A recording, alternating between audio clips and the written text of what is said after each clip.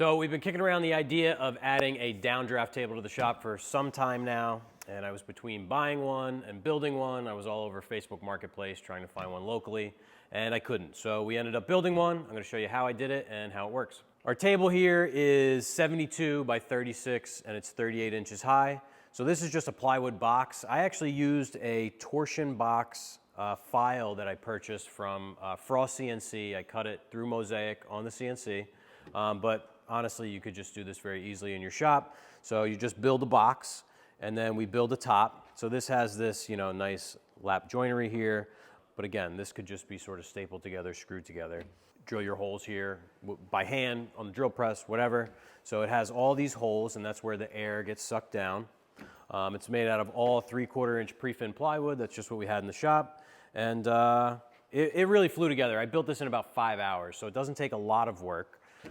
Outside here, super simple. The only thing is the top. This is painted with Flex Seal. So I bought a quart of Flex Seal, which is this rubber sort of patching compound or waterproofing compound, and painted it on here. And now we have a nice grippy top, so your parts won't slide around, and it's soft enough that you're not going to damage your parts. You don't want to slide them on something that's too hard. You could scratch your finished parts. So very basic on the outside. You can see we have a manifold here for air. So we have 5 couplers that we can hook up our different sanders, our blowers. So right now I have 2, forgot that was plugged in, 5-inch Dynabrade sanders. So we'll run 2 different grits on these. We have our blower for blowing parts off, and I have a pneumatic 3x4 sander coming, so that'll be here as well, and our little pneumatic chamfering tool. So this is where we'll be prepping our parts for finish, and we'll also be scuffing our parts for finish.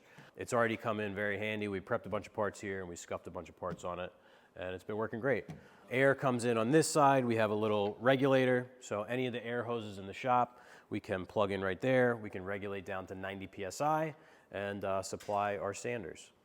The blower is 120 volt, so again, any extension cord that we have in the shop, we can plug it in and turn it on.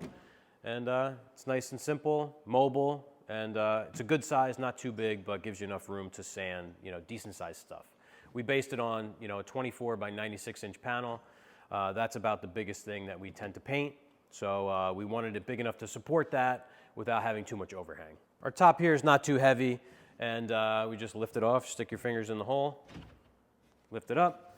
Now I can grab it through another hole and put it to the side. So you can see pre-fin on this side.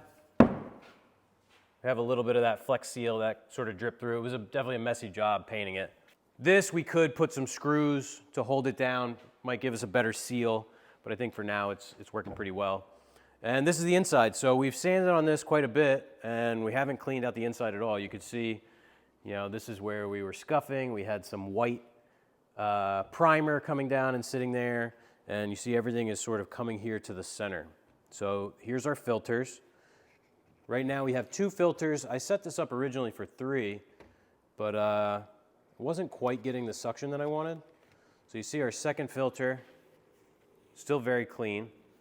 The first filter here has quite a bit of HDM dust on it. So inside, this is sort of the powerhouse of the whole thing. It's a 16-inch tube axial fan. I grabbed this on Amazon. It's a Vevor, and I think it was about 200 bucks, maybe 220 bucks. And it's pretty powerful. I think they say it's like 4,000 CFM, take that for what it is, but pretty strong. So this is just secured with a couple blocks to keep it from sliding. Then I have 2 blocks here holding it down. We just have a 16-inch hole in the bottom. We will be putting a skirt around the bottom. So this is still a work in progress. We're doing all the little accessories and stuff. So we'll put a skirt of like a brush material to sort of dissipate the air that's coming out of the bottom. It's not too bad at all, but it'll help sort of dampen some of that. So this is the area that's like sealed. I actually caulked all this in with Big Stretch after I assembled it. So this little box, basically these are full partitions that come across, and that's all caulked in. Then we have this frame that sits on top, and I have like a little bit of gasket material there. And then these are just pocket screws. So I could take off these 2 pieces, this center piece, and have full access to the blower if I needed to. So we have all this open space here This is just a hollow cabinet inside of both sides. So the thought is that we could build some little cabinets and, you know, either cut an opening or remove this, insert it, and flush trim out an opening so that we have a place to store our sanders and different accessories. So that'll be nice. We'll have everything self-contained in this one unit. So very simple. It's basically just a box with some angled sides and a fan in the middle. So I think what's left is to turn it on and we'll show you how it works.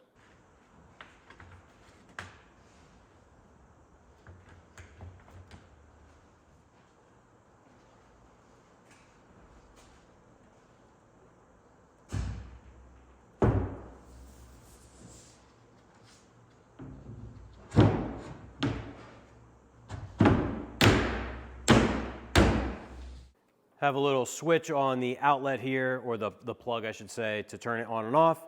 And we won't alter the sound at all so you can hear what it really sounds like. It's not quiet, but it's not a bad sound. It sort of sounds like a small dust collector to me.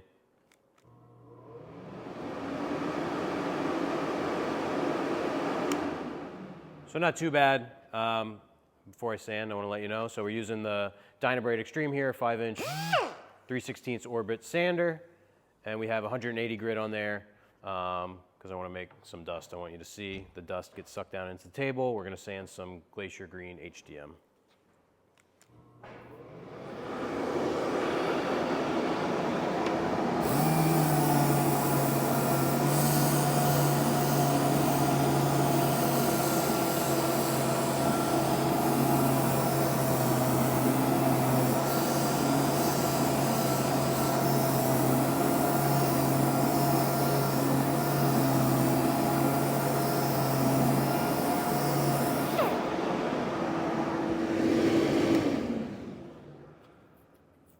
So I think that works pretty well. You know, this is version 1 of a project, which there's always some kinks to work out. Definitely some things I would do differently if I was to build this again, but I think it's going to work pretty well. And we can always make some alterations as we go. You know, personally, I looked for some videos on building a downdraft table before I built this, and I couldn't really find anything that was what I wanted. A lot of stuff that had 4-inch dust ports attached. I don't think a dust collector is the best option for a downdraft table. Something like this gives you a little bit more suction.